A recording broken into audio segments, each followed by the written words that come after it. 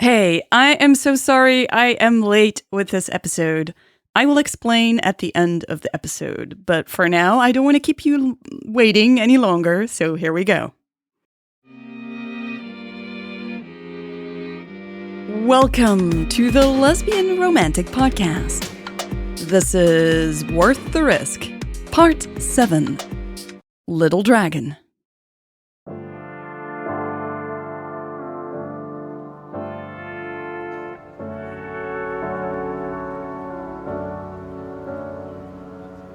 This is my favorite view so far, Raven said, shaking her head in disbelief. I saved the best for last, Natalie replied, standing close to her. Raven grabbed the metal railing of the bridge for support. It felt warm to the touch.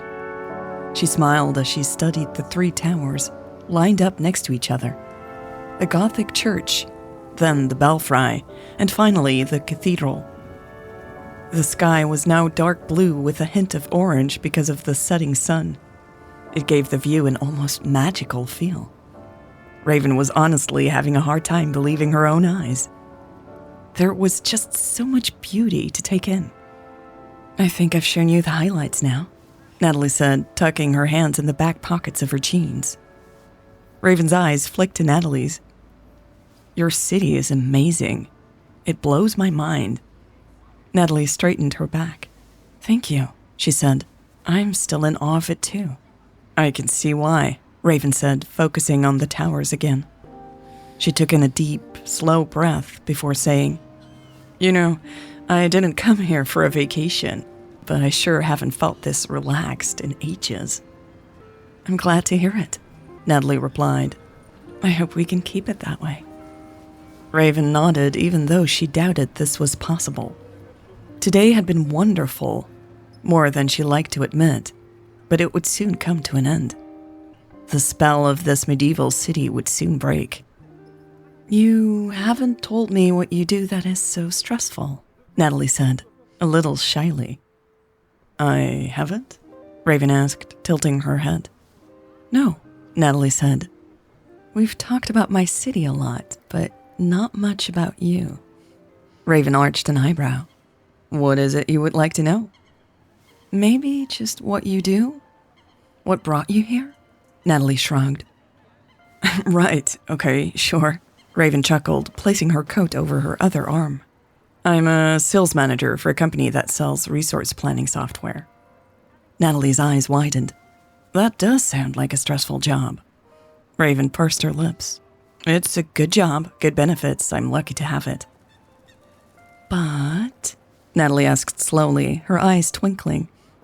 Raven averted her gaze back to the towers. She squinted, spotting something she hadn't noticed before. What is that on top of the belfry? Is that gold?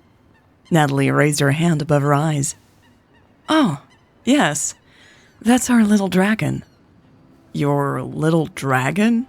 Raven asked, amused. I'll show you a picture of it. It looks more like Dumbo than a dragon, I think. Natalie said and grabbed her phone. She tapped the screen for a few seconds and then held up the phone for Raven.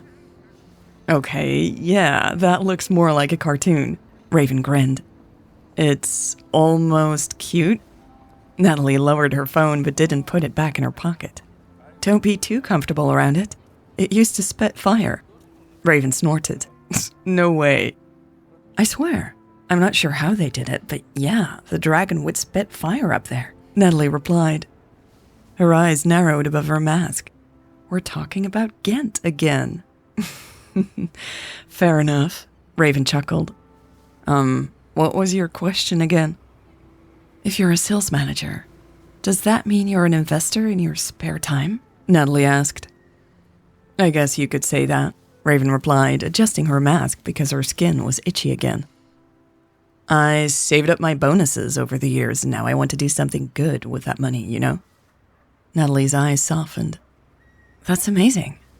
So, why did you come all the way to Belgium? Raven huffed softly. It was a fair question, but it was also a personal one. Raven hadn't even shared her whole story with Bart. Not that he had ever asked. He was just happy someone believed in his design. She wasn't sure if it was safe to tell Natalie everything.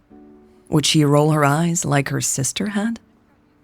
Raven didn't think so, but then again, they didn't know each other that well, even if it felt like they did.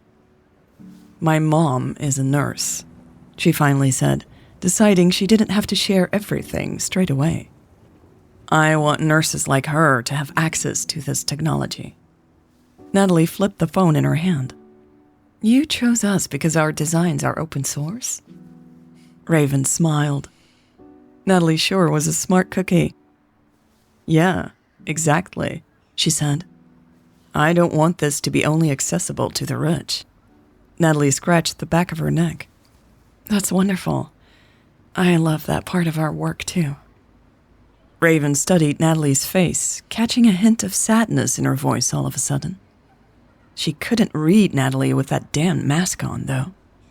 Before she could ask Natalie anything, Natalie spoke up again. "Hey," she said, raising her phone. "How about another picture of you? Gotta have one with the 3 towers. Raven frowned, taken by surprise. Was Natalie the one changing the subject right now? "Come on," Natalie said and waved Raven along. "Your family is going to love it."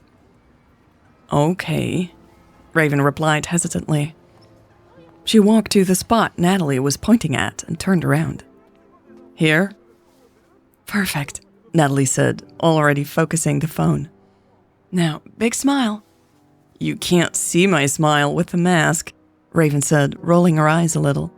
"Yes, I can," Natalie replied, peeking over her phone. "Your eyes smile too." Raven chuckled softly. It was easy to smile as long as she focused on Natalie. Her shoulders relaxed as she posed for the photo. Perhaps it wasn't the city that had her under a spell, she thought. It was Natalie who made every moment here seem magical.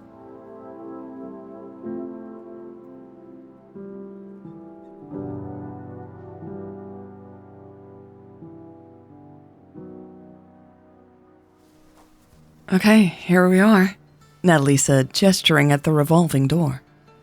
Raven looked up at the hotel. She wondered which one of the many windows was hers. "Thanks for showing the way," she said, smiling at Natalie. "My pleasure," Natalie replied, raising her arms a little. "Are you sure you don't need anything to eat?" Raven patted her stomach.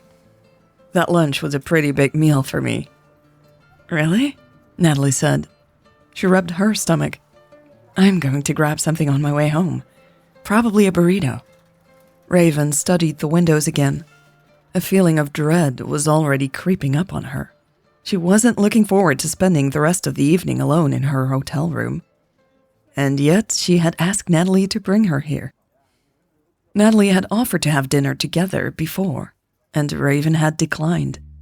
She had felt like she needed a break, some time to gather her thoughts. Now she wasn't so sure anymore.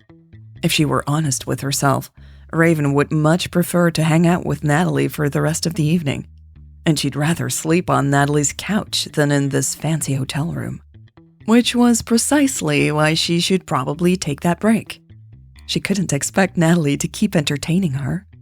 Natalie had already sacrificed most of her weekend. Plus, she was a professional connection, not a friend. It simply wouldn't be proper for them to continue hanging around like this.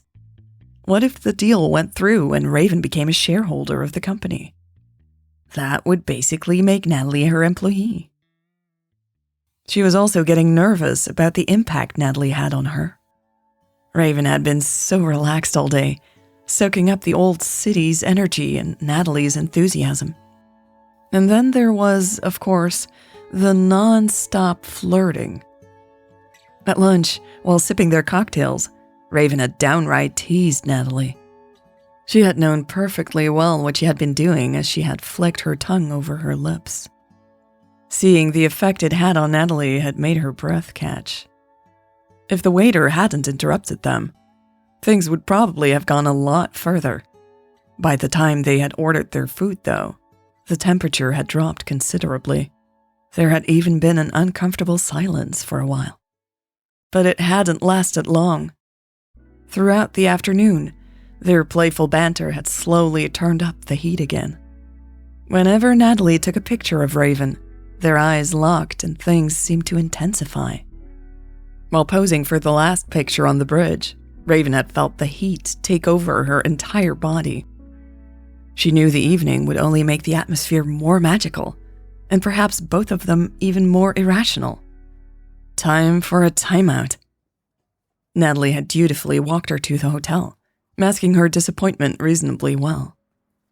Raven had still seen it in her eyes, though.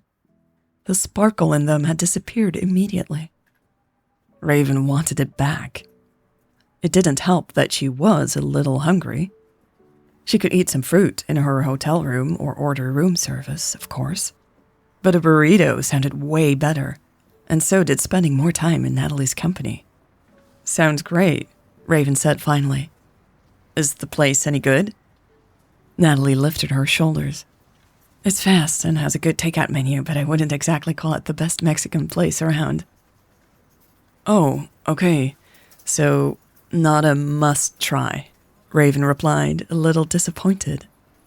She had been ready to use the place as an excuse to join Natalie after all. "I like to grab a bean burrito there and then eat it at the park," Natalie said, scratching her lower arm. "I think that's always nice." Raven perked up.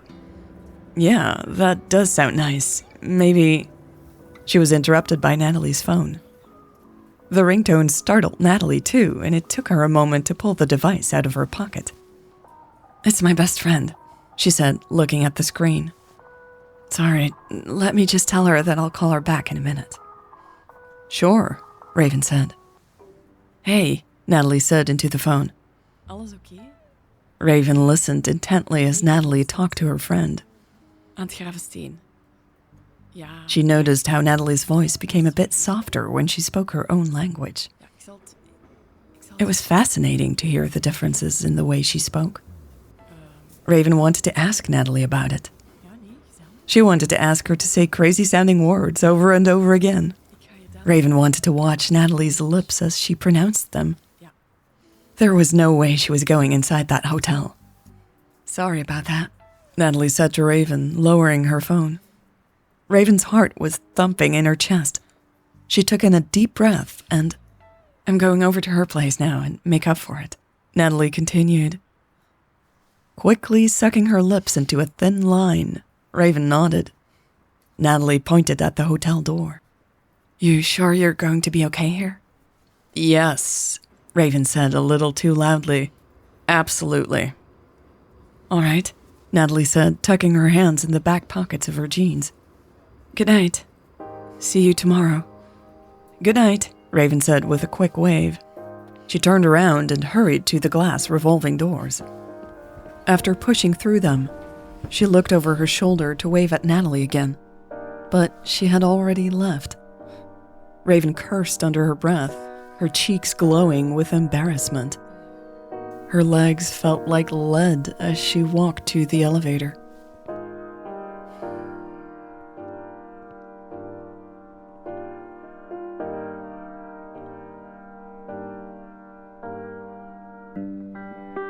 This was part 7 of Worth the Risk. Why was it late? This was a rough month for me and for my wife, Muriel. I already needed some time to catch my breath because of some family things, and in that time, it became evident that it was time to say goodbye to our very much beloved old furry friend, Ginger. She was 15 years old, and we had to say goodbye. And on top of that, I got a respiratory virus, which wasn't COVID, luckily. But still, under strict doctor's orders, I had to rest. And so this episode was a week late. I'm sorry for keeping you waiting, and thank you for your patience. Also, a big thank you to everyone who has supported me in these difficult weeks and who supports the creation of this podcast. I am an independent sole creator, and I couldn't do it without the help of so many listeners who support me financially every month. So thank you so much, as always. I mean it from the bottom of my heart. All right, I hope to be back on schedule from now on, and release the next episode in 2 weeks. I'm still recovering a little bit from the rough month, but yeah, I think I'm good to go. Thank you again for listening, for spending this time with me, and I will see you soon.